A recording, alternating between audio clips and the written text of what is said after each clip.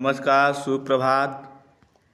मैं सत्येंद्र कुमार मौर्य, लक्ष्मी प्रसाद memorial public school गोला बाजार गोरखपुर से। आज हम सभी लोग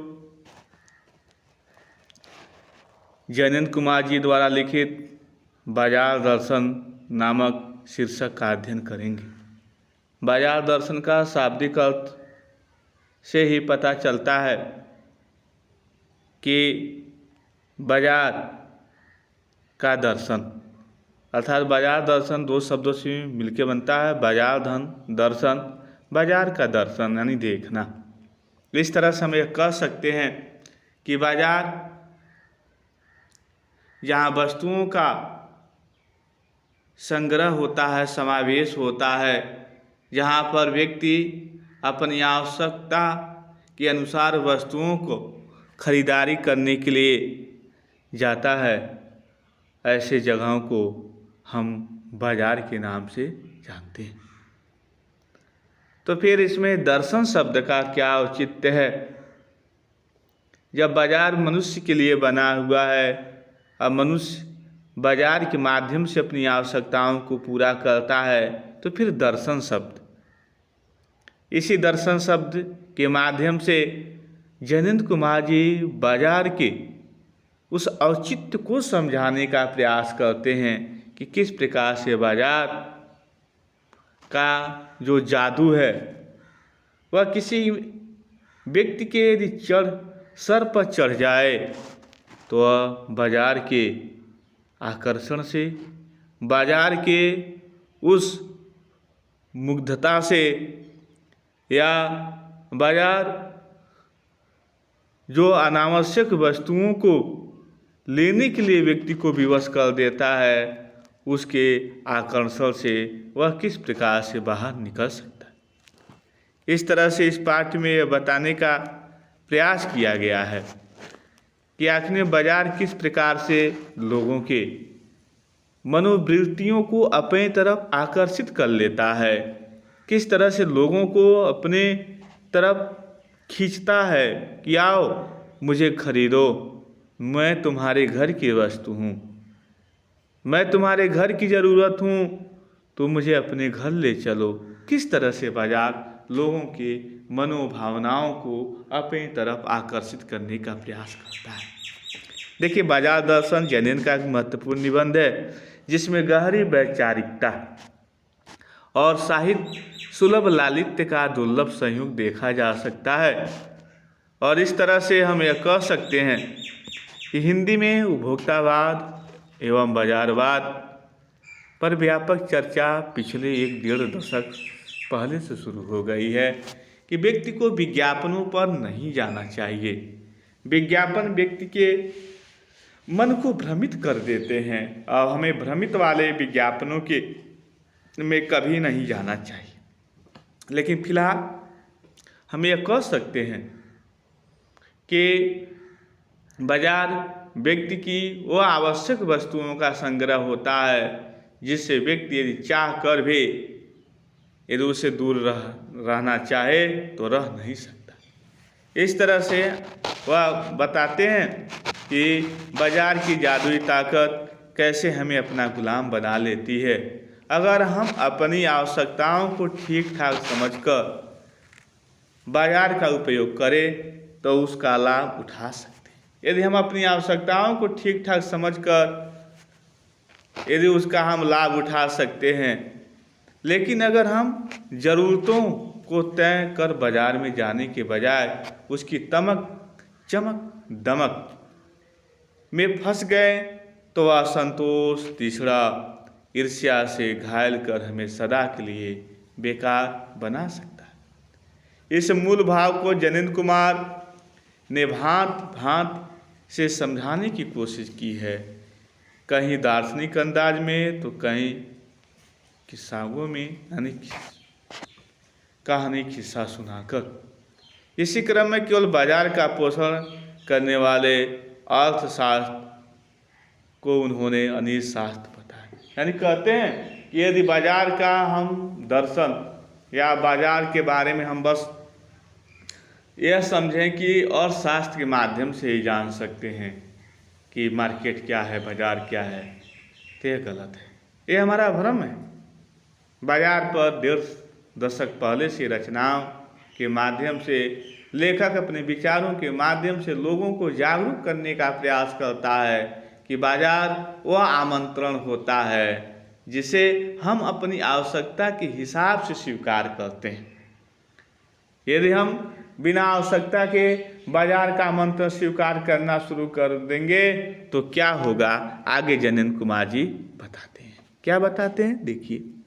एक बार की बात कहता हूँ, मित्र बाजार गए थे और एक मामूली चीज़ लेने के लिए, और कहते हैं कि एक बार की बात है कि हमारे मित्र, लेखक ये बताने का प्रयास कर रहे हैं कि एक बार हमारे मित्र बाजार गए थे और मामूली सी चीज़ लेने के लिए गए थे। लौटे तो बहुत सा बंडल उनके पास में, बंडल मतलब वस्तुओं का संग्रह उनके पास में था।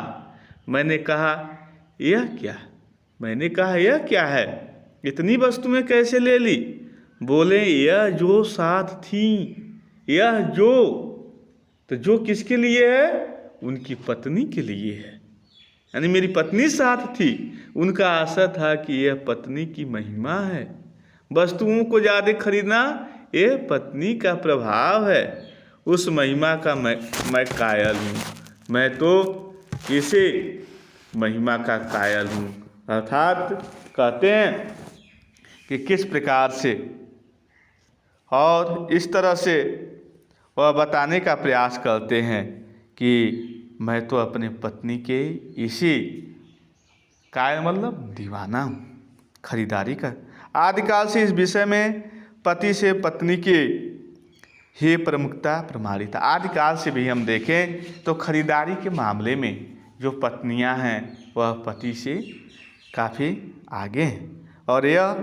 और यह व्यक्तित्व का प्रश्न नहीं, स्त्रीत्व का प्रश्न है। यह व्यक्तित्व का ना, स्त्रीत्व है। स्त्री के अंदर उसका एक नैतिक गुण है। स्त्री माया न जोड़े तो क्या मैं जोड़ूं? कहते हैं यह माया स्त्री से शुरुआत होता, वही तो जोड़ती हैं।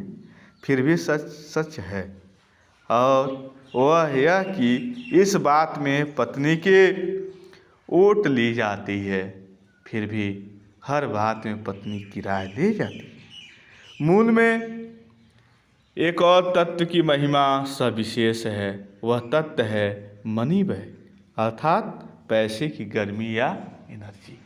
कहते हैं कि सबसे मूल जो बात होती है वह होती है पैसे की गर्मी या पैसे की एनर्जी। पैसा पावर है, पर उसके सबूत में आसपास माल टाल न जमा हो तो क्या वह खाक पावर है? स्त्रियां कहती हैं कि पैसा यदि पावर है, पैसा शक्ति है, पर उसके सबूत में यदि आसपास माल टाल न जमा हो, आसपास यदि माल टाल जमा न हो तो क्या वह खाक पावर है? पैसे को देखने के लिए बैंक हिसाब देखिए, पैसे को देखने के लिए क्या देखिए? बैंक हिसाब देखिए। पर माल असबाब मकान कोठी, पर माल असबाब मकान कोठी तो अनदेखे भी देखते हैं, लेकिन माल असबाब मकान कोठी तो अनदेखे भी देखते हैं। कहते हैं कि पैसा पावर है। यदि हम कहें पैसा पावर है, अब पैसा बैंकों में पड़ा हो तो कौन देखने वाला है? हमारा तो घर में पड़ी हुई वस्तुओं से ही तो आस पड़ोस में एक धाक जमती है। तो स्त्रियाँ इस तरह से सोचती हैं, अच्छी सी कोठी हो, घर हो, उस घर पूरे सामान से भरा हो तो अनदेखे भी देख लेते हैं, लेकिन उसी को पैसे कुछ परचेजिंग पावर के प्रयोग में ही पावर का रस है।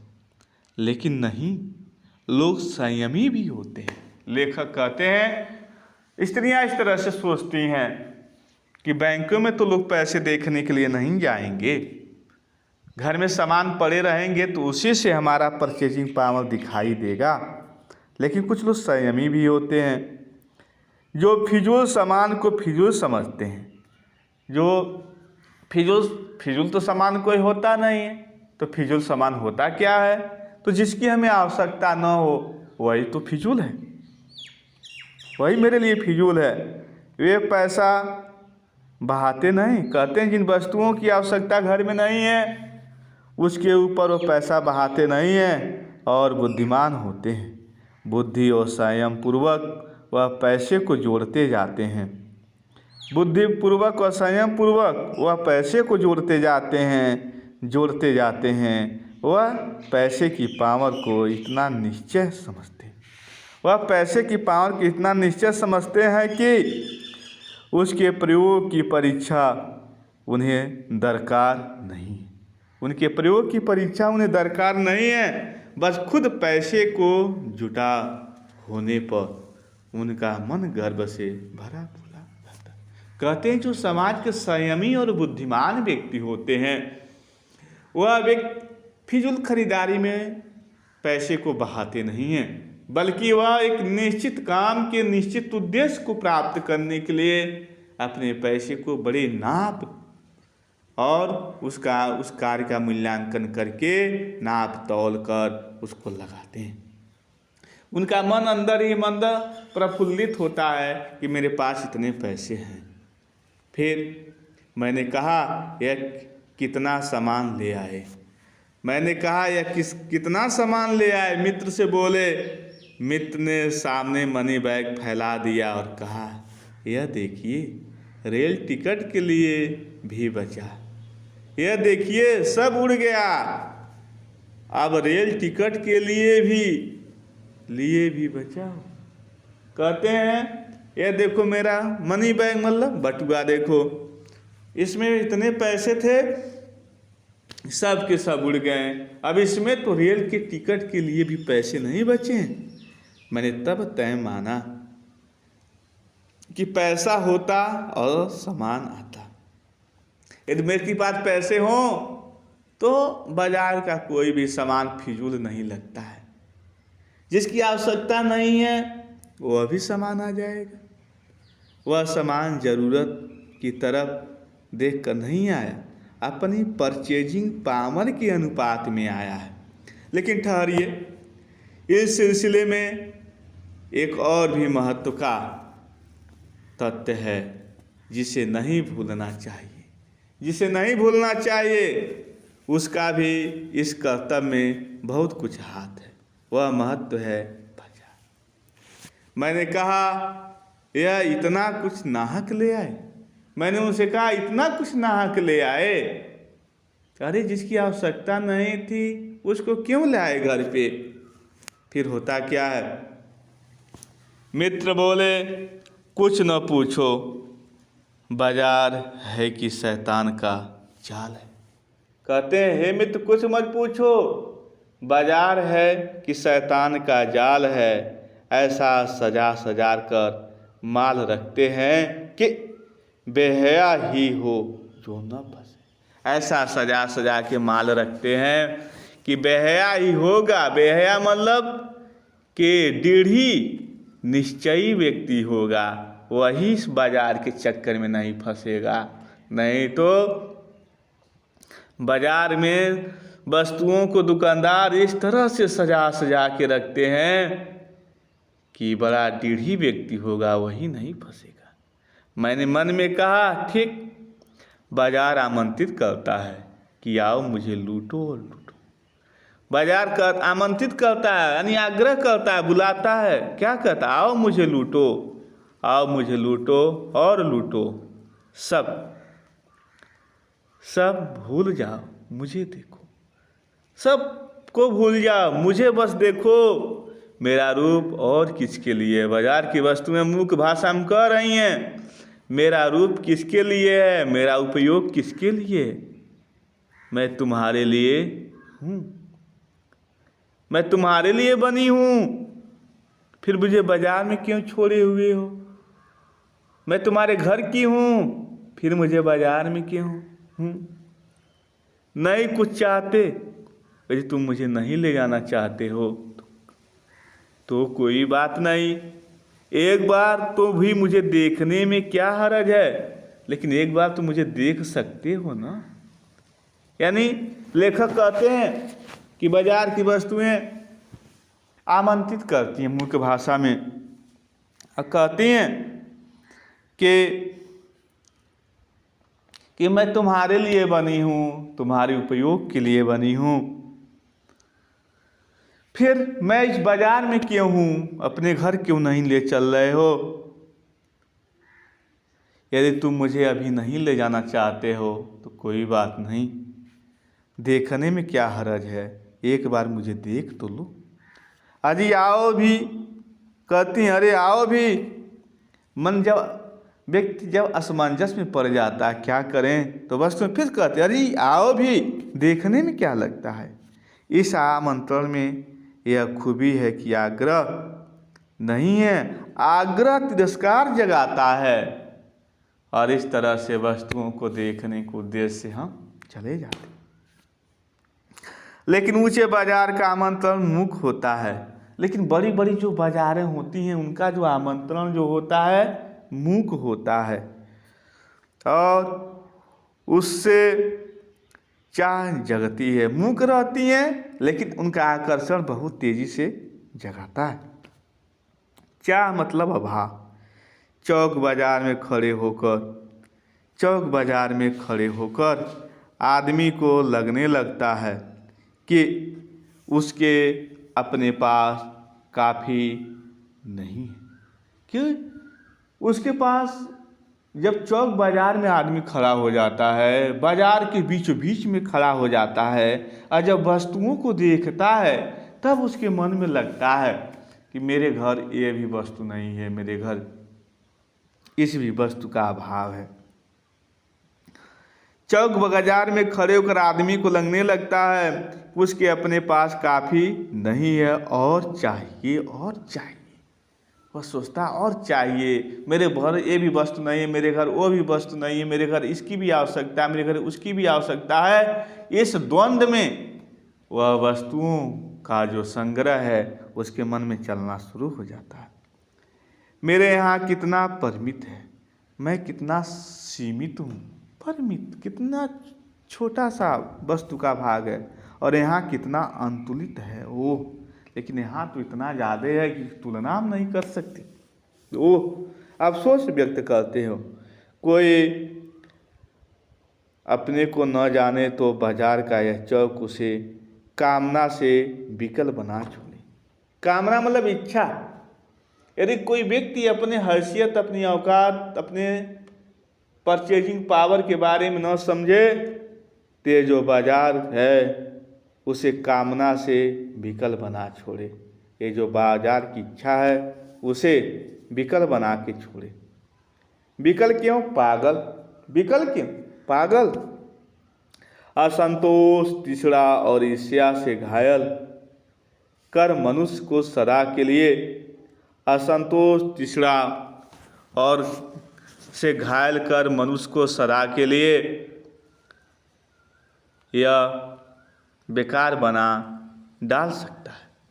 कहते हैं कि यदि कोई व्यक्ति बाजार में यदि प्रवेश कर गया और वह घर से इस निश्चय के साथ नहीं गया है कि हमें इन वस्तुओं को बस लेना है, तो ऐसे स्थिति में बाजार की वस्तुएं उसको विकल मतलब व्याकुल कर देंगी, छोड़ेंगे। विकल, और इतना ही नहीं, और व्याकुल के साथ साथ वस्तुओं को पाने के लिए पागल भी हो सकता है। असंतोष, उसको अपने वस्तुओं में असंतोष दिखाई देगा। घर में जो उसके पास वस्तुएं हैं उसमें वह असंतोष सा उसे महसूस होगा। तृष्णा, उसे नई नई इच्छाएं भी जन्म लेनी शुरू होंगी। ईर्ष्या से घायल, तृष्णा मतलब भूख हो लग जाएगी, किनकी? वस्तुओं की। ईर्ष्या हो जाएगी, मेरे पास ये नहीं, उसके पास ये है, ऐसे वैसे। मनुष्य को सदा के लिए यह बेकार बना डाल सकता है, और मनुष्य को सदा के लिए बेकार बना डाल सकता है। एक और मित्र की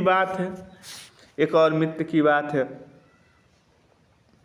कि यह दोपहर के पहले के गए बाजार से, कहीं शाम को वापिस आए तो खाली है।